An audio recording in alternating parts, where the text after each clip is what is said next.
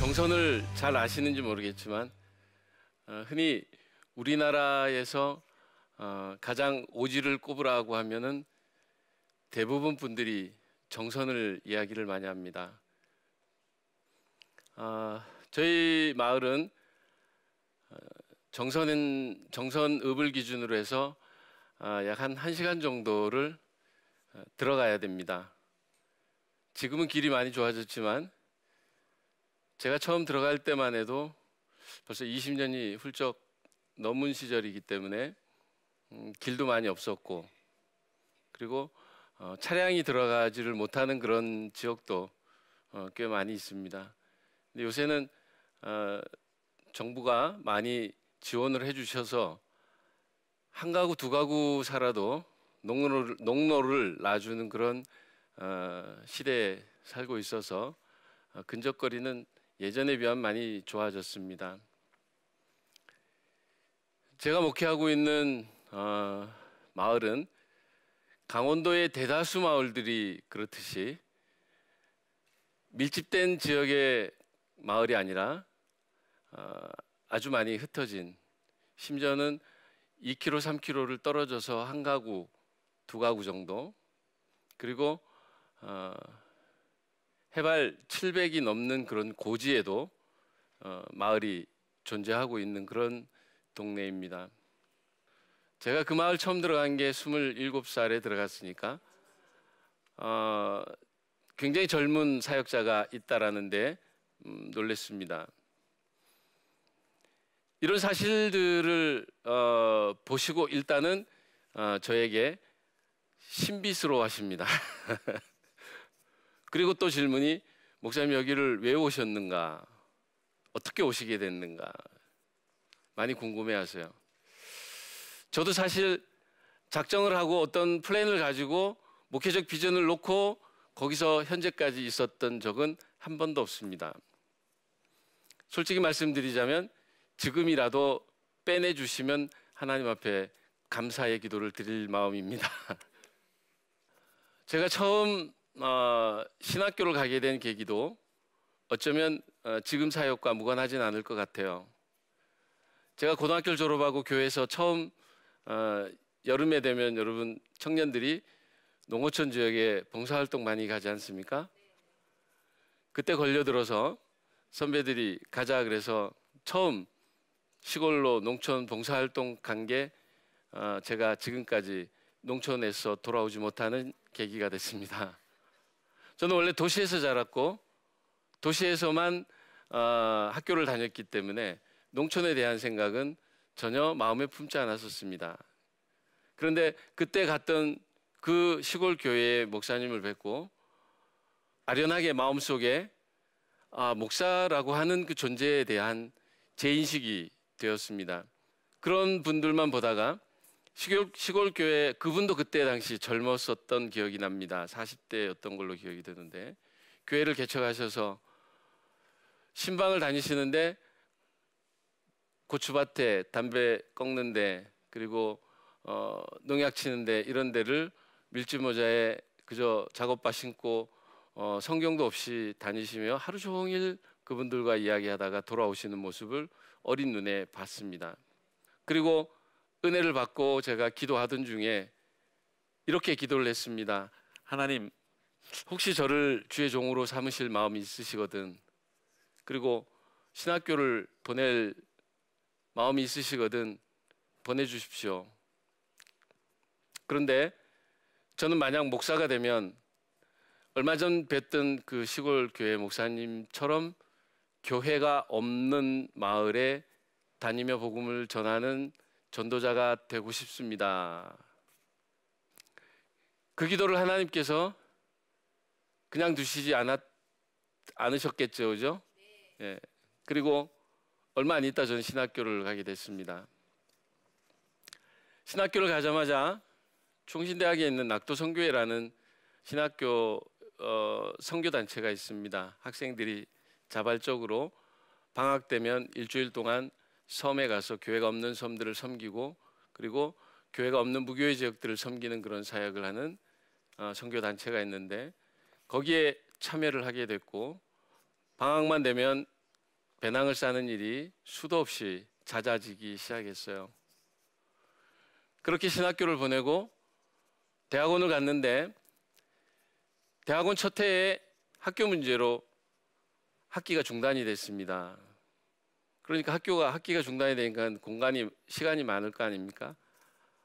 그래서 제가 이 기간 동안 무엇을 할까? 공부를 좀 할까? 아니면 사역에 어떤 것들을 좀 위해서 뭐 좀 해볼까? 이러다가 갑자기 제 마음속에 아직도 교회가 없는 데가 있다는데 한번 눈으로 직접 보고 싶다라는 이런 생각이 들었습니다. 그리고 즉시 배낭을 꾸리기 시작했고, 우리나라에 오지가 많다면 역시 강원도겠다.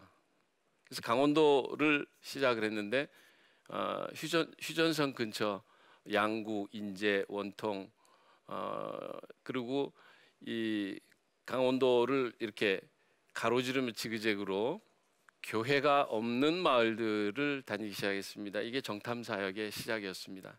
이게 1993년도 봄에 시작된 제 나름대로의 선교 여행이었고, 눈으로 보고 싶은 작은 마을들, 그리고 교회가 없다는 마을이 어디에 있는가. 도시에 자랐기 때문에 도시의 눈으로 보면 우리가 바라보는 어느 곳에든 교회가 없는 곳은 없어요. 심지어 한 건물에 교회가 3개가 있고 4개가 있는 것도 볼 수 있습니다. 그런데 어렴풋이 시골에는 아직도 교회가 없는 마을이 있다라는 것을 낙도를 다니면서 알게 됐고, 그리고 그걸 제 눈으로 직접 보고 싶다는 소망이 마음속에 자라기 시작했어요.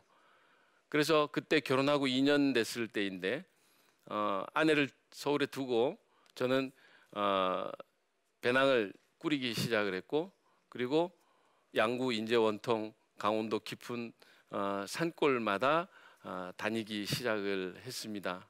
그렇게 시작한 전도 여행이 교회를 세우게 된 지금까지 24년이 걸렸습니다. 처음에 제가 산골을 들어가 어른들을 만날 때 가장 충격을 받았다는 것은 아직도 대통령이 예전에 박 대통령이었다라고 생각하는 분들이 많다라는 것. 우리나라에 올림픽이 있었는지를 몰랐다는 것.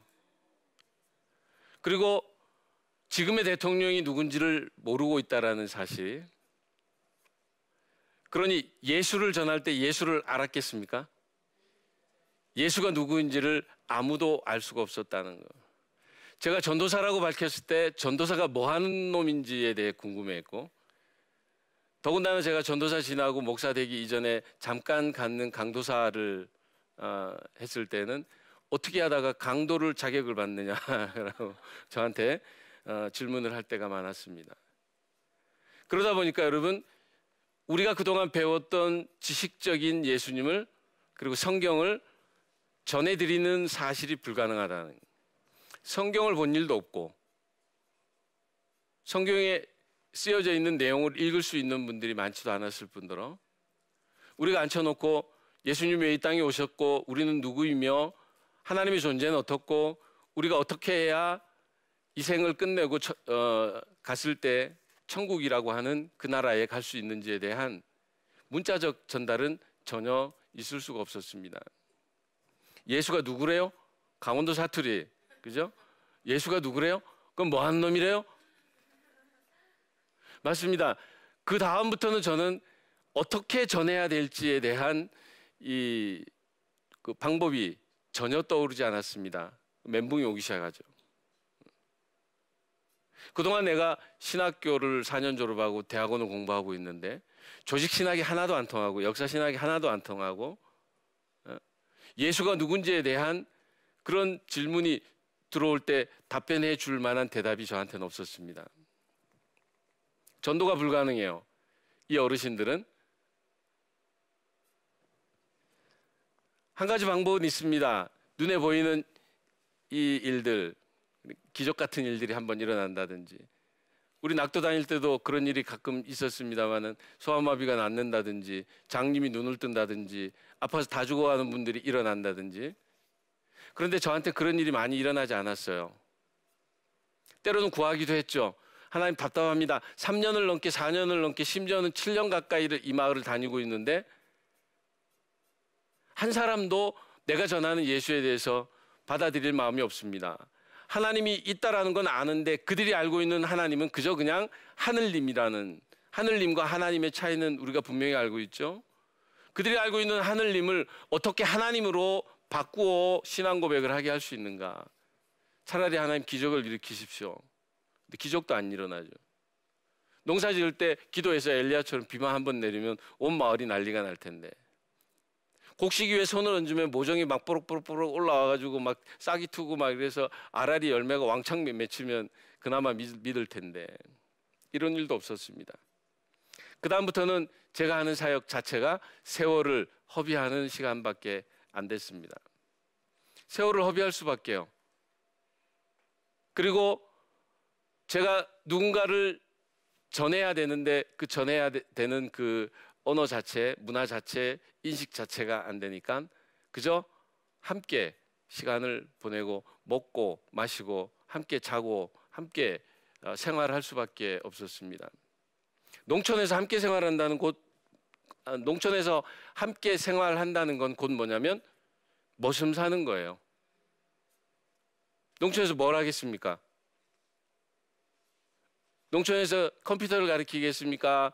어학당을 만들어가지고 국어 한글을 물론 그런 것도 좋겠지만은 당장 눈에 보이는 지금 현실은 고추를 오늘 다 따지 않으면 한 골 두 골이 다 죽어버리는데 고추를 따러 들어가야 돼요.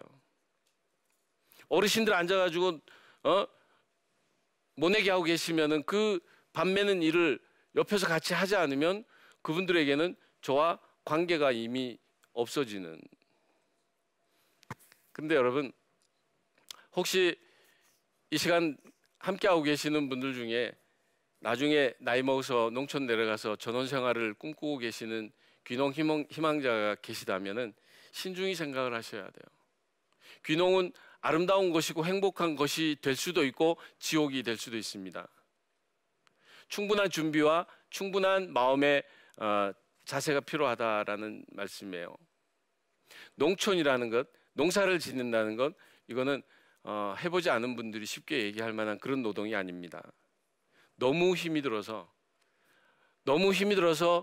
도망오려고 생각했던 게 하루에도 수십 번 들었던 적이 있습니다. 실제로 도망도 나왔습니다. 실제로 여기 농촌은 더 이상 내가 목회를 할 곳이 아니다. 이건 목회라고 하기에는 이미 거리가 너무 멀고 여기에 교회를 세울 수 있을지에 대한 기대조차 할 수가 없었습니다. 여러분, 농사가 얼마나 힘든지 혹시 여기서 농촌에 자란 분들이 혹시 있습니까? 없죠? 농사일을 경험해 본 분들이 있습니까? 농사일이 너무 힘이 들어요. 저는 고추밭에 가가지고 처음에 고추를 따라고 포대를 10개를 주면서 오늘 2고를 다 따라고 할머니가 말씀을 하셨는데 그 2고를 따기는 땄습니다. 여러 번 울었습니다. 허리가 끊어질 듯이 아프고 차라리 내 몸이 아니기를 바랬습니다. 그런데 더 심각한 거는 고추를 빨간 걸 따야 되는데 파란 걸 다 땄다라는 거예요. 저는 도시에서 빨간 고추는 가루밖에 못 봤습니다. 우리는 식탁에 오르면 다 무슨 고추? 파란 고추만 있죠. 파란 고추, 빨간 고추 주렁주렁인데 그 고추 중에 파란 것이 싱싱해 보였고 그래서 그걸 땄습니다. 그리고 쫓겨났습니다. 아침에 4시 반만 되면 눈을 떠서 일터로 가야 합니다. 그때는 제가 전도사의 신분이 이미 없었고 저한테는 불려지는 이름이 이군이었고 이씨, 젊은이, 오늘 우리 집 농약 줄 댈 테니 줄 좀 잡아주게. 오늘 고추 모종 좀 심자. 감자 캐서 감자 박스 좀 날라달라고 요청이 오고, 심지어는 강하진 않는데 애가 이상하다고 와서 좀 봐달라고 하기도 하고, 소가 아프면 소화 봐달라고 하고, 젊으니까 경운기 고장 나면 경운기 어떻게 됐나 자기들이 더 잘 알지 제가 어떻게 알겠어요. 너무 많은 시간들을 복음 한 번 전하지 못한 목사가 돼서 교회가 세워지지 않은 그 지역의 목사가 돼서 이 집에 사소한 일, 뭐 상이 당하면 상을 치러주기도 하고,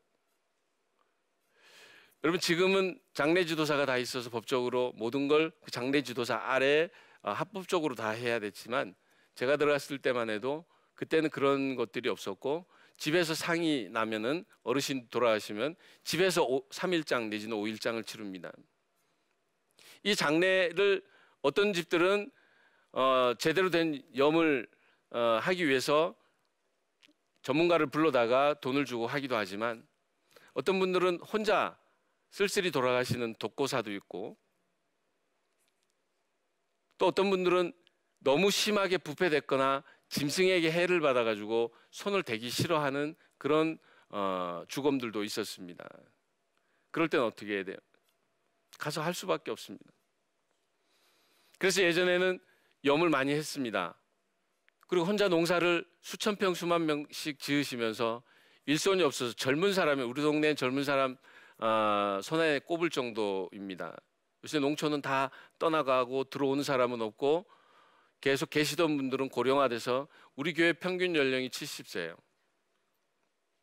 이런 데서 젊은 신학생이 목회를 한다고 들어왔는데, 아니죠. 사실은 제가 거기에 목회를 하고자 작정하고 들어간 것은 아닙니다. 전도 여행을 하면서 하루 끌리고 이틀 끌리고 이분 뵙고 이분이 그저 성경 이야기 해주면 들으려고 애를 쓰고, 그리고 마음이 열리고 함께 살다 보니 그분들의 안타까운 모습을 보게 되고, 이 안타까운 모습 그냥 지나치기는 어렵고 하니 그 다음 주에 가기 싫어도 한 번 더 가게 되고, 젊은 신학생의 열정이 그 시간들을 하나님의 시작하심에 얹혀서 진행이 되고 있었습니다.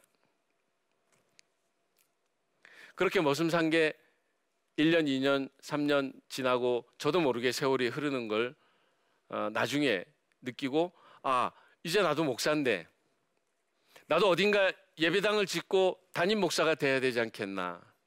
그런데 담임 목사가 되기에는, 예배당을 세우기에는 그 지역이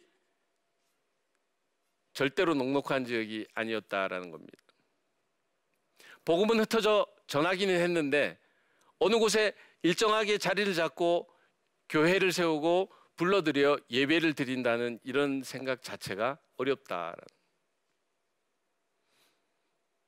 그동안 제가 일해준 것이 고마워서, 제가 어렵게 함께 생활해 준 것이 정이 들어서, 혼자 계시던 분이 밤새도록 자기 하던 얘기 아무 말도 없이 들어준 젊은 청년이 고마워서 간혹 제가 예배 드리자면 예배도 드리고 흉내를 냅니다.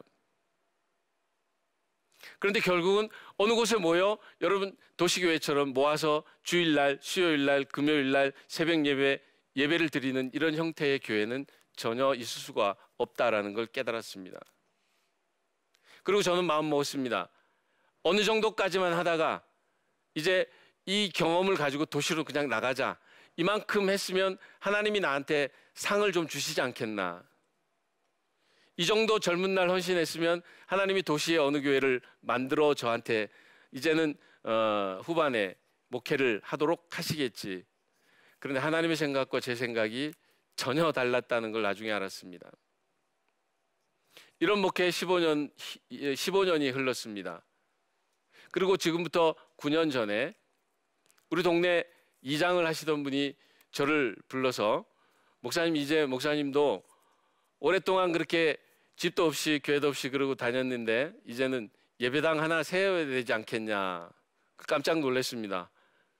이분이 스스로 예배당을 세우자고 하니, 그래서 자리가 하나 났는데 가봅시다 해서 갔더니, 제가 아픈 할아버지가 한 분 계셨는데 그분을 제가 기도해드리며 매번 다니던 그 집에 얼마 전 할아버지가 돌아가시고 할머니 혼자 계셨는데, 그 할머니를 도시에서 자녀들이 데리고 가시고 그 집이 비게 생겼습니다. 이걸 중개하려고 저를 예배당 세우라고 한 거예요. 그래 가보니, 보는 순간 제 마음속에 여기가 교회를 세울 터다라는 확신이 들었습니다. 그래서 어렵게 그 가격을 맞추어 이사를 들어가게 됐습니다. 들어가서 저는 처음에 고추 건조창을 만들어서 그 건조창 바닥에 자리를 마련을 하고 그 하우스에서 설립 예배를 드렸습니다. 2007년 1월 17일에 설립 예배를 드리기로 하고 마을에 부탁을 했습니다. 여기에 교회를 제가 세울 건데 이장님, 마을 어른들, 마을 분들 내일 11시까지 좀 오시도록 부탁을 드렸습니다. 이장님이 마이크에다 대고 마을에는 이게 확성기로 이제 이장이 방송을 하지 않습니까? 그 마이크에 이장이래요. 앓고 드립니다. 알려준다는 거예요. 내일 우리 이 목사가 교회를 개업한답니다. 여러분 좀 바쁘시더라도 마카 와주시면 축하를 해주면 좋겠습니다. 방송을 했습니다. 그리고 그 다음날 제가 아침에 얼른 준비를 해서 식사도 준비하고 그 예배당 하우스 예배당인데 그걸 꾸려놓고 기다렸습니다. 보면대 같은 강대상 하나 놓고 마음을 조급하게 아주 이 교회를 세워놓고 사람들이 얼마나 올까 마음이 졸여서 아침 이른 시간부터 동동거리고 있었습니다. 11시쯤 되는데 여기저기서 사람들이 오시기 시작을 하는데 여러분 시골은 그림입니다. 활동사진이 아니라 그림이에요. 그냥 정지된 그림들이 한 컷 한 컷 한 컷 이렇게 온 슬로우 처치. 그래서 저희 교회 슬로우 처치예요. 아주 느리게 갑니다. 그렇게 모이기 시작을 해서 예배를 잠깐 드리고 이분들이 오시면서 저한테 축하한다고 목사님 교회 개업을 축하합니다. 그리고 하이타이, 퐁퐁, 뭐 두루마리 화장지 이런 것 등등을 사가지고 와서 축하의 예배를 드렸습니다. 이때 오신 분들이 50명이 좀 넘었어요. 우리 마을 사람들 다 모으면 70명밖에 안 되는데 50명이 오셨어요. 그리고 예배를 마친 다음에 제가 광고를 했습니다.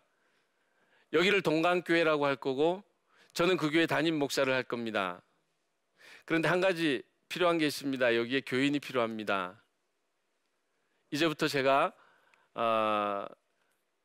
교인이 되실 분 있으시면 지금부터 손을 들어서 교인이 되는 걸 표해 주십시오. 그랬더니 그때부터 서로 웅성웅성하기 시작했어요. 야 교인 뭐이나 등록이라는 게 뭐이나 니는 등록할 거나? 니 하면 나도 하고 그리고는 서로 이제 회의가 시작이 됐어요. 야 그래도 이 목사가 그동안 우리 밭일 해준 것만도 얼마고 우리 일 도와주고 저렇게 애쓴 공을 봐서라도 우리가 교회를 안 나와야 되겠나 뭐 그리고는 여기저기 의논을 하기 시작하고 그리고 제가 시간을 넉넉히 줬습니다. 의논을 다 하시도록. 그리고 마지막으로 이제 우리 동강교회 교인 되실 분 손 드십시오 했는데 전 깜짝 놀랐습니다. 27명이 손을 들었습니다. 시골 산골에 저는 15년 동안 교회가 세워질지도 믿음이 없었고 교인이 있다는 사실도 믿음이 없었고 여기에 교회가 세워져야 된다는 이 목회자로서의 비전도 사실은 없었습니다. 그런데 하나님이 이끌어 가시고 그리고 교회가 세워졌고 그리고 교인이 덩달아 들었을 수도 있고 옆구리 찔러 들었을 수도 있고 미안해서 고마워서 감사해서 들은 그 손들이 교인이 되었습니다.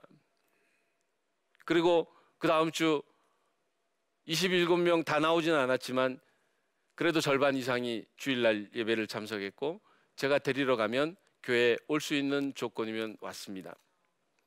그렇게 해서 저희 교회 그 산골 정말 하늘만 보였던 산 빼고는 하늘만 보였던 그 마을에 십자가가 세워졌고 그리고 교인이 27명 시작을 해서 40명이 등록이 되고 38명이 세례를 받았고 15년 동안 지어지지 않았던 예배당이 세워진 것을 저는 제 눈으로 보았고 체험을 했습니다.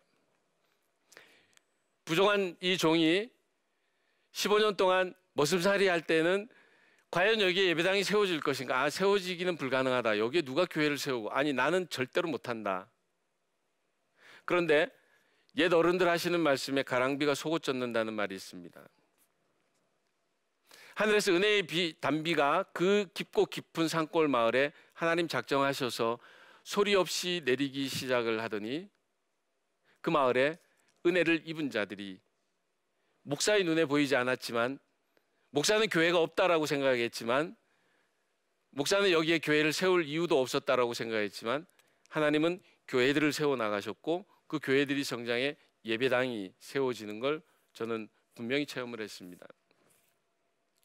15년 만에 하나님은 교회들을 소리 없이 그 십자가의 은혜로 그들을 움직이셨고, 그분들의 수준에, 그분들의 정서와 문화에 맞는 예수님이 마음속에 들어오셨고, 그리고 교회가 세워지는 걸 저는 체험을 했습니다. 예수님이 우리에게 복종하셨듯이, 우리를 위해 복종하셨듯이 우리도 하나님 나라를 위해서 어떤 곳이 되었든지 간에 내가 세운 계획이 아닌 하나님의 비전과 하나님의 계획대로 순종하는 것이 전도고, 이게 목회자의 삶이 아닌가 생각을 합니다.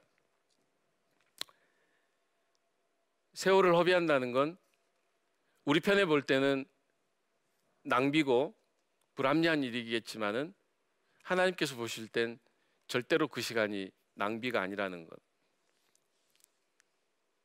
그 시간 동안 하나님은 우리에게 하실 일을 분명히 하시고 계시다는 것. 그래서 우리 안에 시작하신 하나님의 착한 일이 그리스도 예수의 날까지 분명히 이루실 거라는 사실에 대한 확신을 하면서 1강은 여기까지 마치겠습니다. 감사합니다.